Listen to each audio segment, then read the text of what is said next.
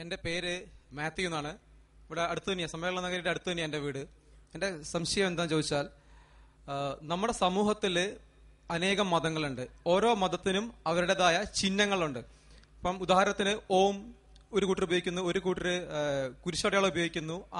അതാത് വിഭാഗക്കാർക്ക് ആ ചിഹ്നത്തെ പറ്റിയുള്ള ഓരോ കോൺസെപ്റ്റ് ഉണ്ട്. അപ്പം എൻ്റെ ചോദ്യം, ഖുർആനിൽ എവിടെയും കാണുന്നില്ല ചന്ദ്രക്കല. ചരിത്രത്തിന്റെ അല്ലെങ്കിൽ വിശ്വാസത്തിന്റെ ഏത് ഘട്ടത്തിലാണ് ഈ ചന്ദ്രക്കല ഇസ്ലാം സമൂഹത്തിലേക്ക് വന്നത്?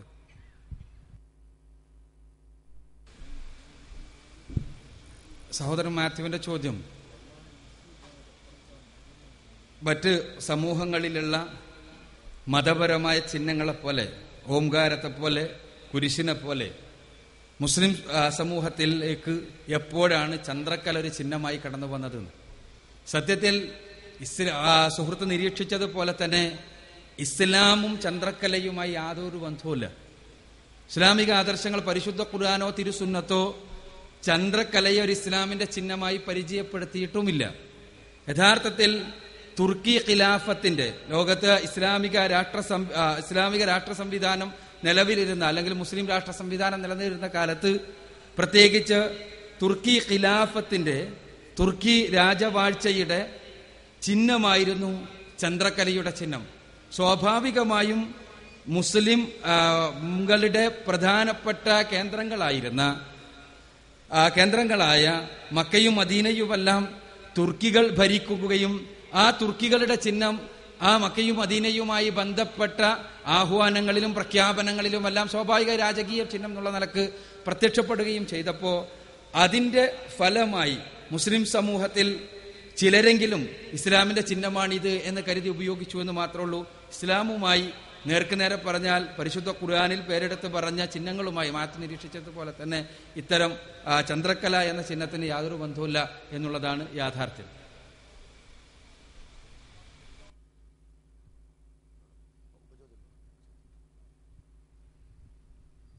എനിക്ക് ഒരു ഉപചോദ്യം കൂടി ഉണ്ട്. അപ്പോൾ സ്വാഭാവികമായും ടർക്കിഷ് സാമ്രാജ്യം ഉണ്ടാകുന്നതിന് മുൻപ് ഇസ്ലാമിക ആരാധനാലയങ്ങൾ, മോസ്കുകളിലൊന്നും ചന്ദ്രക്കല ഉണ്ടായിരുന്നില്ല എന്ന് വിശ്വസിക്കാം എന്ന് തോന്നുന്നു. മറ്റൊരു സംശയം, എന്റെ ചോദ്യം അതിലേക്കാണ് വരുന്നത്. പൂർവ്വവേദക്കാര്, അതായത് യഹൂദന്മാരും ക്രൈസ്തവരും എന്ന് നമ്മൾ ഇന്ന് പൊതുവെ കരുതുന്ന അവര് അവരുടെ പ്രവാചകന്മാർക്ക് വേണ്ടി പ്രാർത്ഥിക്കുന്നില്ല. മൂസക്ക് വേണ്ടിയിട്ടോ ഈസക്ക് വേണ്ടിയിട്ടോ അവരുടെ അനുയായികൾ പ്രാർത്ഥിക്കുന്നതായിട്ട് കാണുന്നില്ല. അങ്ങനെ ഖുർആനിലും അങ്ങനെ കാണുന്നില്ല. എന്നാൽ മുസ്ലിം സഹോദരന്മാര് മുഹമ്മദിന് വേണ്ടി, മുഹമ്മദിന്റെ പേര് പറയുമ്പോൾ പ്രാർത്ഥിക്കുന്നതിന്റെ അടിസ്ഥാനം എന്താന്ന് അറിഞ്ഞാൽ കൊള്ളാം.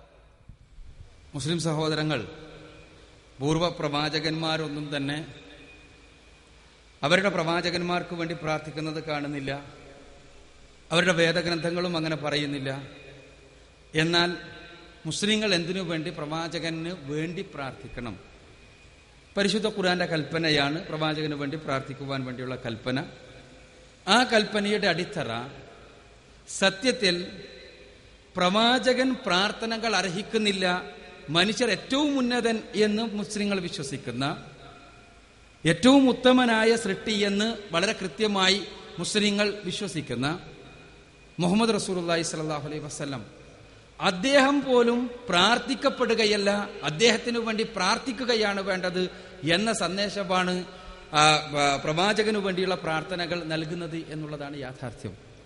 മറ്റ് പൂർവ്വ സമൂഹങ്ങൾ സ്വാഭാവികമായും പ്രവാചകന്മാർ പഠിപ്പിച്ച സമൂഹങ്ങൾ, ആ പ്രവാചകന്മാരെ ആരാധിക്കുന്ന, പ്രവാചകന്മാരോട് പ്രാർത്ഥിക്കുന്ന, പ്രവാചകന്മാരെ തന്നെ ദിവ്യപുരുഷന്മാരാക്കി വാഴ്ത്തുന്ന സമ്പ്രദായത്തിലേക്ക് കടന്നു പോയത് നമുക്ക് കാണാൻ കഴിയും.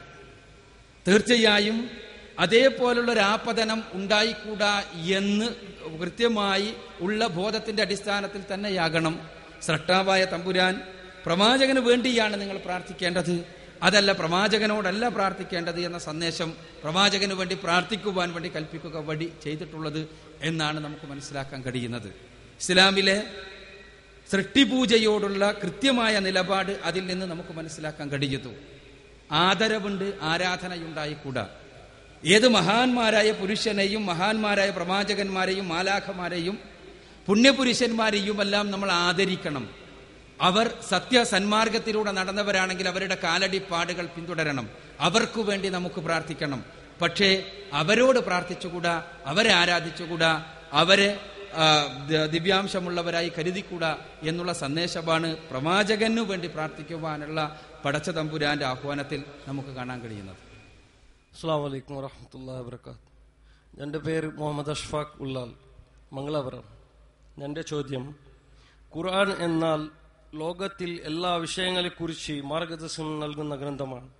എന്നിട്ടും അതിൻ്റെ അനുയായികളായ മുസ്ലിമീങ്ങൾ ലോകത്തിൽ വിദ്യാഭ്യാസ രംഗത്തിൽ പിന്നോക്കമായത് എന്തുകൊണ്ട്?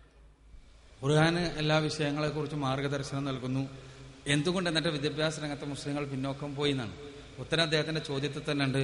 മുസ്ലിങ്ങൾ ഖുർആൻ ഒഴിവാക്കിയത് കൊണ്ട്, ഖുർആന്റെ സന്ദേശം സ്വീകരിക്കാൻ തയ്യാറില്ലാത്തതുകൊണ്ട്, ഖുർആൻ അനുസരിച്ച് ജീവിക്കുവാൻ സന്നദ്ധരല്ലാത്തതുകൊണ്ട്.